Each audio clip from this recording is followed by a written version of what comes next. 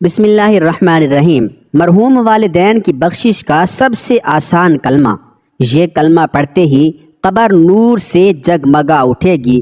اللہ تعالیٰ اسی وقت مغفرت کے فیصلے فرما دے گا۔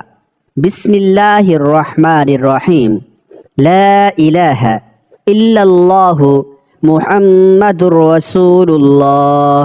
حضرت شیخ الحدیث مولانا محمد زکریا صاحب رحمۃ اللہ علیہ فضائل ذکر میں تحریر فرماتے ہیں۔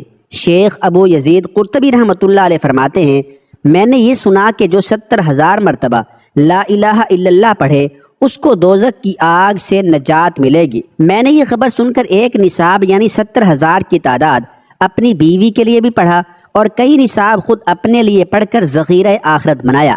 ہمارے پاس ایک نوجوان رہتا تھا جس کے بارے میں یہ مشہور تھا کہ یہ صاحب کشف ہے۔ مجھے اس کی صحت کے بارے میں کچھ تردد تھا۔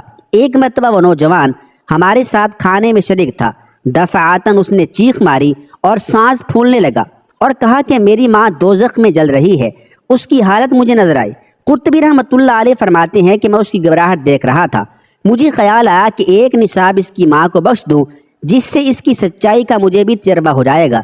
چنانچہ میں نے ایک نصاب ان نصابوں میں سے جو اپنے لیے پڑھے تھے اس کی ماں کو بخش دیا۔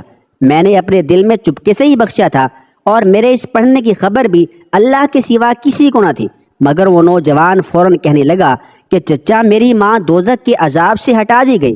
قرطبی رحمۃ اللہ علیہ فرماتے ہیں کہ مجھے اس قصے سے 2 فائدے ہوئے۔ ایک تو اس برکت کا جو 70,000 کی مقدار پر میں نے سنی تھی، اس کا تجربہ ہوا، اور دوسرے اس نوجوان کی سچائی کا یقین ہو گیا۔